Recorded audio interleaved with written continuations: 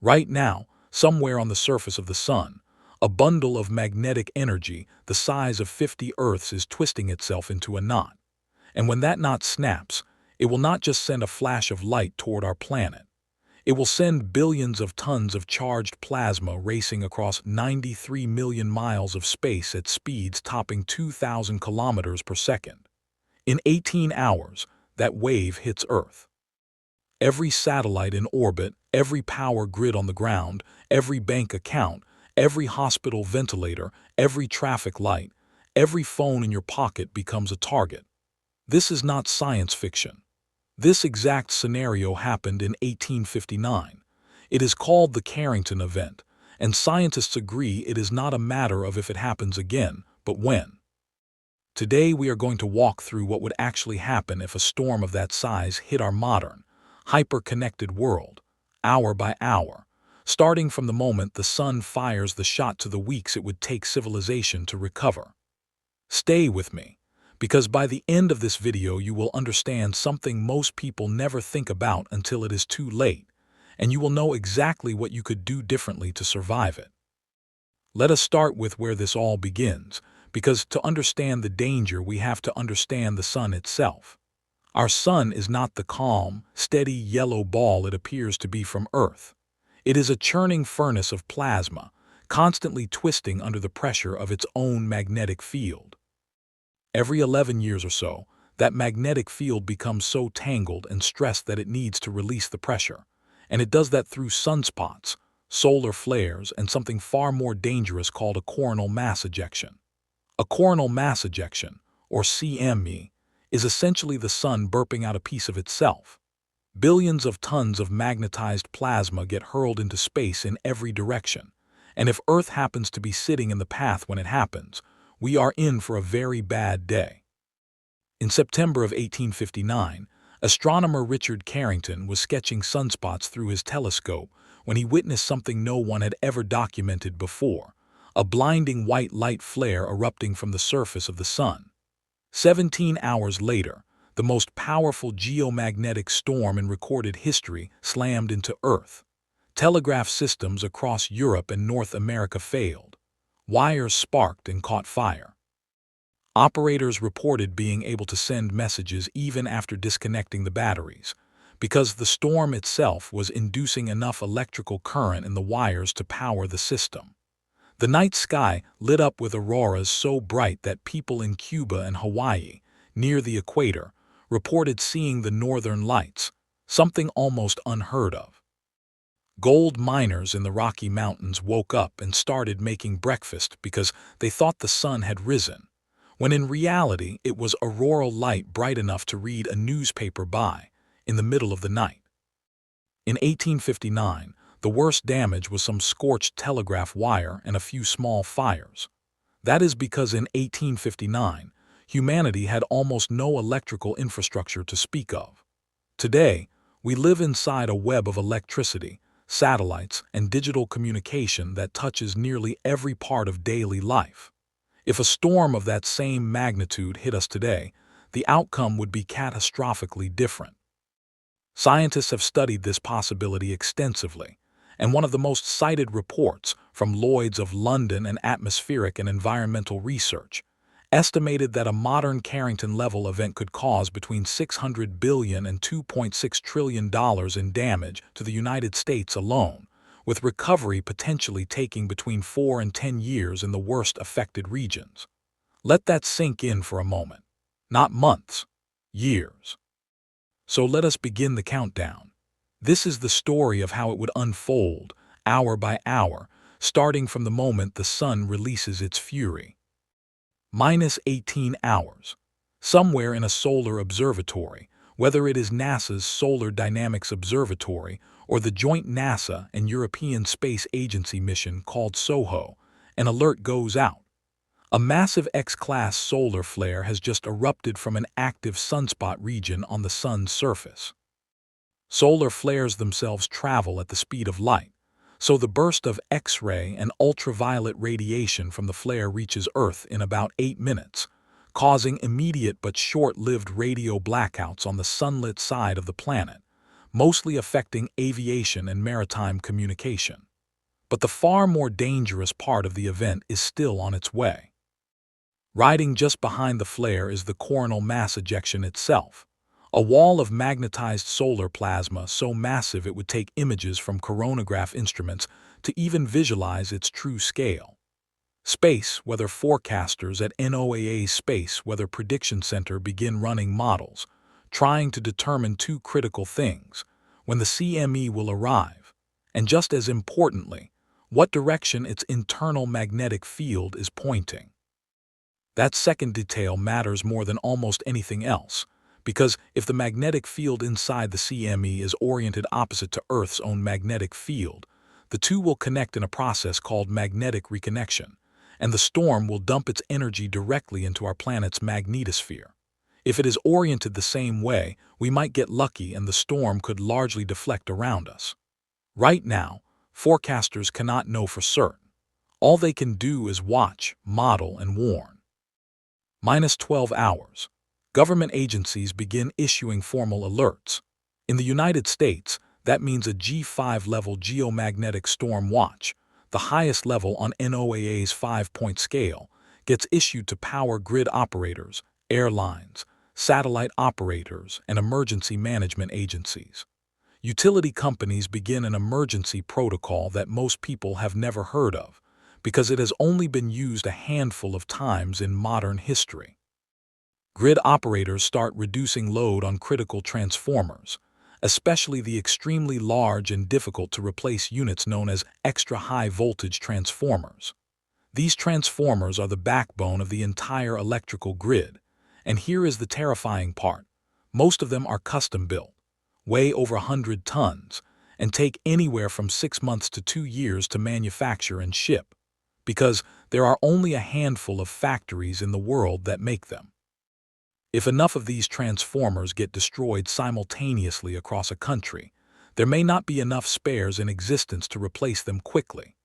Airlines begin rerouting polar flights, since routes near the Arctic and Antarctic are most exposed to radiation and communication loss during solar storms. Meanwhile, satellite operators start putting billions of dollars of hardware into safe mode, powering down non-essential systems and orienting solar panels to minimize exposure. -6 hours. Public alerts go out through emergency broadcast systems and news networks. Though at this stage the warning to ordinary citizens is still fairly vague, urging people to charge devices, keep some cash on hand, and expect possible power interruptions. Most people, understandably, do not fully grasp what is coming, because nothing like this has happened in living memory with our current level of dependence on technology. In hospitals, backup generators are tested and fueled. Data centers around the world start migrating and backing up critical information, since a full storm could damage hard drives and servers through induced electrical surges. Financial markets grow nervous, and in some countries, stock exchanges consider early closures, worried about the possibility of corrupted transaction data or communication failures during active trading hours. -1 hour. The leading edge of the coronal mass ejection is detected by satellites stationed at a special gravitational balance point between the Earth and the Sun called Lagrange Point 1, roughly 1,000,000 miles from Earth. This is essentially humanity's only early warning buoy for solar storms, and it gives us a final warning window of only 15 to 60 minutes before impact. Sirens do not blare in the streets because this is not that kind of disaster, but inside control rooms for power grids, air traffic control centers, and satellite operations, this is the moment of maximum tension. Everyone who can act, acts now. Hour 0. Impact. The coronal mass ejection slams into Earth's magnetosphere. Within moments, the planet's magnetic field is compressed and disturbed, sending powerful electrical currents rippling through the upper atmosphere in a region called the ionosphere. GPS accuracy immediately begins to degrade as the storm disrupts the way radio signals travel between satellites and the ground. High-frequency radio communication. the backbone of long-distance shortwave radio and much of aviation communication over oceans, begins failing across wide swaths of the globe. In the most extreme regions, near the poles and mid-latitudes where the storm's effects concentrate, ground-induced currents begin flowing through long conductive infrastructure, power lines, pipelines, and railway tracks. Hour 1. The first blackouts begin, just like in the real-world event of March 1989, when a much smaller geomagnetic storm caused the entire Hydro-Quebec power grid in Canada to collapse within 90 seconds, plunging 6 million people into darkness. Modern grid operators start seeing voltage instability on their systems. Ground-induced currents flowing through transformer windings cause a phenomenon called geomagnetically induced saturation, where transformers begin overheating and humming audibly, sometimes visibly smoking, as their internal cores are pushed beyond their design limits. In vulnerable regions, especially at higher latitudes like Canada, the northern United States, Scandinavia, and the United Kingdom, protective relays automatically trip to prevent equipment destruction, and entire sections of the grid go dark to protect themselves. Hour 2. Satellite operators are now dealing with a full-blown crisis. The storm has ionized the upper atmosphere so intensely that atmospheric drag on low Earth orbit satellites increases dramatically. This is exactly what happened to SpaceX in February 2022, when a moderate geomagnetic storm caused atmospheric expansion that dragged down and destroyed up to 40 freshly launched Starlink satellites within days. Now imagine that effect at Carrington scale. Satellite communication companies scramble to adjust orbits and manage collision risks as tracking systems become less reliable. GPS, which underpins everything from your phone's map app to bank transaction timestamps to precision agriculture and military operations, becomes unreliable or unavailable in many regions. Airlines flying polar and high-latitude routes have already diverted, but even mid-latitude flights start experiencing communication difficulties, forcing some diversions and delays. Hour 3. Power grid failures begin cascading. Because modern electrical grids are deeply interconnected, a failure in one region can force emergency load shedding in neighboring regions to prevent an even larger collapse. Millions, then tens of millions of people begin losing power across affected countries. Traffic lights go dark, causing gridlock in major cities. Cell towers, most of which have battery backup lasting only a few hours, begin switching to reserve power. Internet service becomes spotty as data centers and network infrastructure lose grid power and switch to diesel generators, if they have them, and if that fuel supply is not interrupted.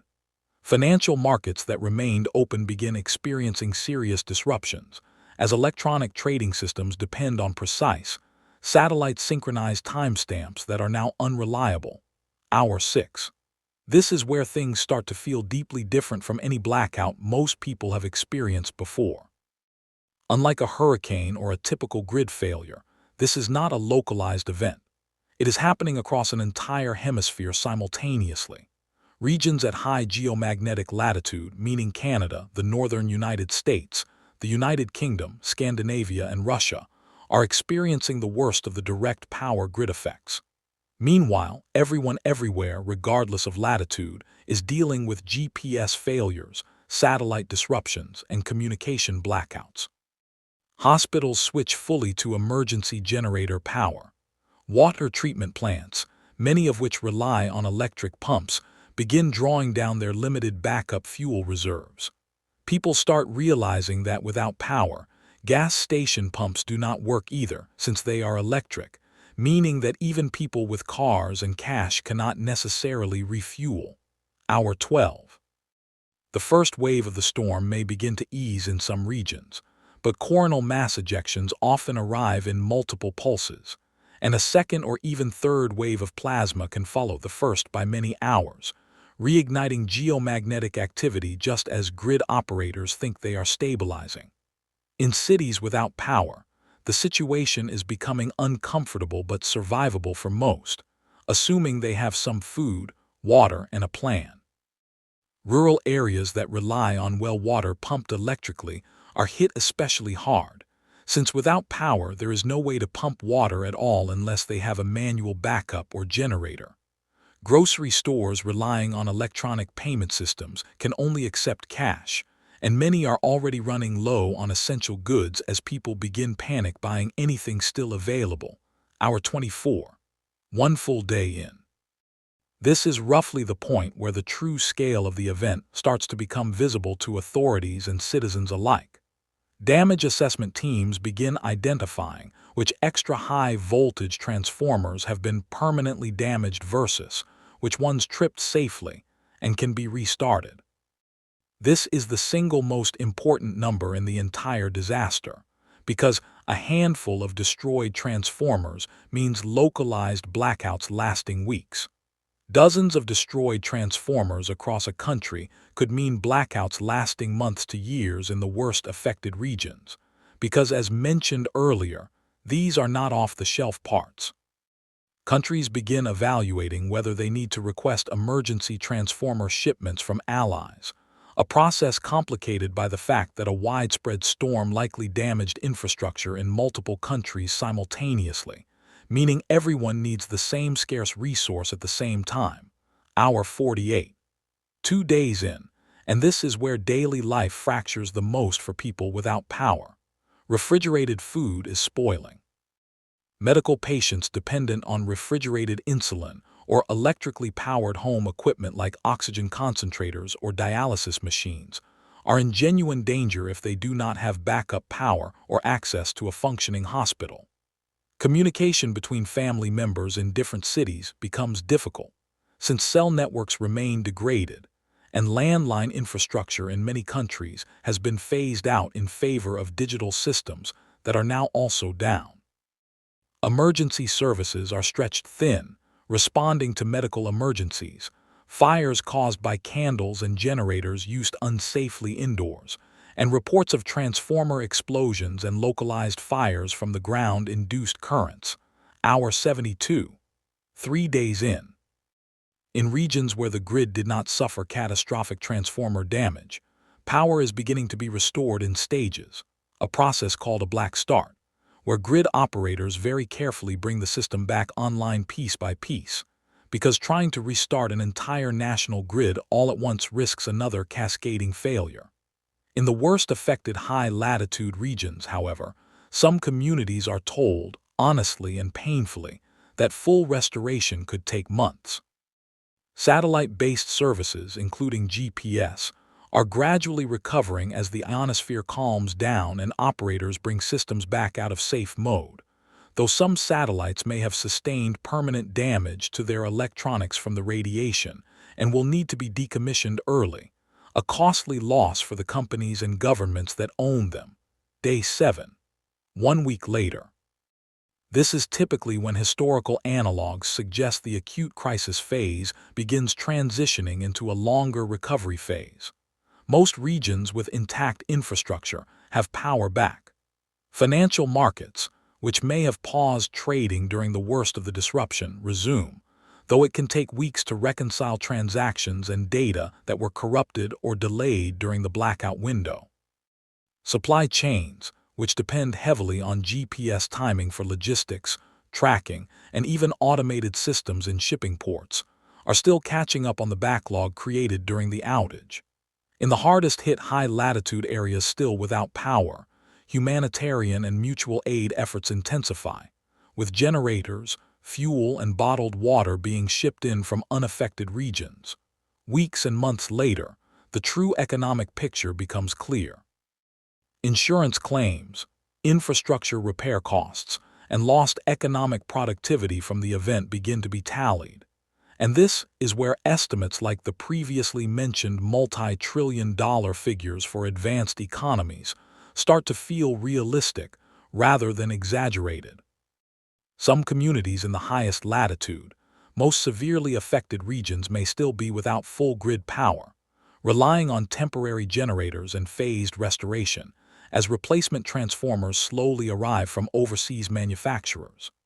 Governments around the world begin seriously reevaluating space, weather preparedness, grid hardening standards, and international agreements to share emergency transformer stockpiles, much like how countries maintain strategic oil reserves.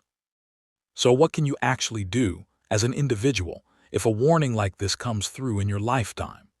The good news is that unlike an asteroid impact or a supervolcano, we typically get between 15 minutes and a full day of warning before a major solar storm hits, thanks to satellites like the Deep Space Climate Observatory and the Advanced Composition Explorer sitting out at that Lagrange point watching the sun continuously. If you hear a geomagnetic storm watch or warning, the first thing to do is charge every device you own, including power banks, and fill your car's fuel tank while pumps are still working, since they may not be once the grid fails. Withdraw a reasonable amount of cash, because card payment systems may become unreliable. If you have family members with critical medical equipment, contact your utility provider or local emergency management office in advance, since many have priority restoration programs for medically vulnerable households.